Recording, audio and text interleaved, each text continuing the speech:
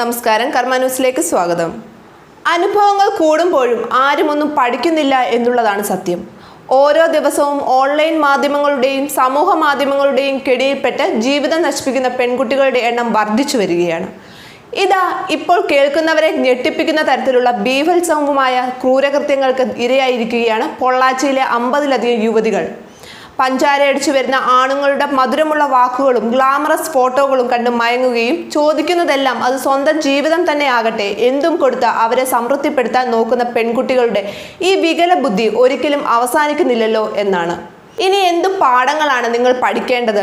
അത്രത്തോളം എന്ത് ആകർഷണമാണ് ഊരും പേരും അറിയാത്ത ഈ ക്രൂരമായ ജാരന്മാരോട് നിങ്ങൾക്ക് തോന്നുന്നത്? എന്തുതന്നെ ആയാലും പൊള്ളാച്ചിയിലെ ഈ സംഭവ വികാസങ്ങൾ തമിഴ്നാടിനൊപ്പം രാജ്യം മുഴുവൻ ഞെട്ടിത്തരിച്ചു നിൽക്കുകയാണ്. കിളുന്തു പ്രായത്തിലെ കുട്ടികൾക്ക് അവരുടെ വാശികൾക്ക് മുന്നിൽ കീഴടങ്ങി വില കൂടിയ മൊബൈലുകൾ വാങ്ങി നൽകുന്ന മാതാപിതാക്കൾക്കും ഇതൊരു പാഠമായിരിക്കും. കാരണം ഫേസ്ബുക്കിലെ വ്യാജ അക്കൗണ്ടിലൂടെയാണ് സ്കൂൾ വിദ്യാർത്ഥികൾ മുതൽ അധ്യാപികമാർ വരെയുള്ളവരെ പ്രതികൾ വലയിലാക്കിയത്. സമാനതകളില്ലാത്ത ഈ സൈബർ ആസൂത്രിത പീഡനത്തിന്റെ മുഖ്യ കാരണക്കാരനും മൊബൈലും ഇന്റർനെറ്റുമാണെന്നുള്ളതാണ് അറിയാൻ സാധിക്കുന്നത്. പൊള്ളാച്ചി സ്വദേശിയായ കോളേജ് വിദ്യാർത്ഥിനിയുടെ വെളിപ്പെടുത്തലോടെയാണ് സംഭവം പുറം ലോകം അറിയുന്നത്. സ്ത്രീകളുടെ തന്നെ പേരിൽ വ്യാജ പ്രൊഫൈൽ ഉണ്ടാക്കിയാണ് പ്രതികൾ ഫേസ്ബുക്കിലൂടെ പെൺകുട്ടികളെ പരിചയപ്പെട്ടത്. സൗഹൃദം സ്ഥാപിച്ച ശേഷം പ്രണയം നടിച്ച് കൂടിക്കാഴ്ചയ്ക്ക് ക്ഷണിക്കും. പോലീസ് അറസ്റ്റ് ചെയ്ത തിരുനാവാക്കരശൻ, ശബരിരാജൻ, സതീഷ്, വസന്തകുമാർ എന്നിവരിൽ പൊള്ളാച്ചി സ്വദേശി തിരുനാവാക്കരശനാണ് പരാതിക്കാരിയായ പെൺകുട്ടിയുമായി സൗഹൃദത്തിലായത്.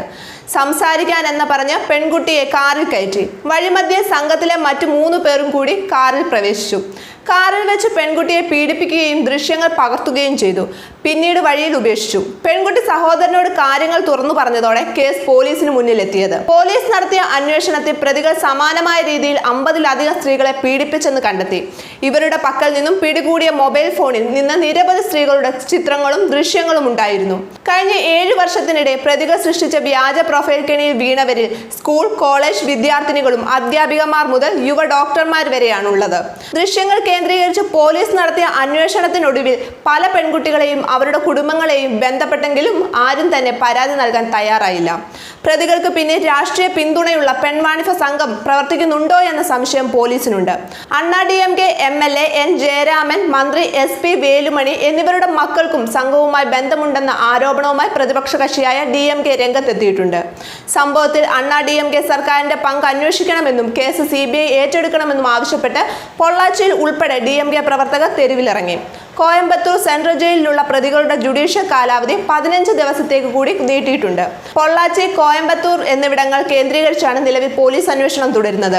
കഴിഞ്ഞ വർഷങ്ങളിൽ മേഖലയിൽ ആത്മഹത്യ ചെയ്ത പെൺകുട്ടികളുടെ വിവരങ്ങളും പോലീസ് ഇപ്പോൾ ശേഖരിച്ചുകൊണ്ടിരിക്കുകയാണ്. ഒരു പെൺകുട്ടി മാത്രമാണ് പരാതിയുമായി വന്നത് എന്നതാണ് പോലീസിനെ അലട്ടുന്ന വിഷയം. പ്രതികളുടെ കയ്യിലുള്ള വീഡിയോ ദൃശ്യങ്ങളിൽ നിന്നും ഇന്നും ഒരു പെൺകുട്ടിയെ പോലീസ് തിരിച്ചറിഞ്ഞു. ഇപ്പോൾ വിവാഹിതയായ ഈ പെൺകുട്ടി പരാതി നൽകാൻ തയ്യാറല്ലെന്നുള്ളതാണ് സൂചന.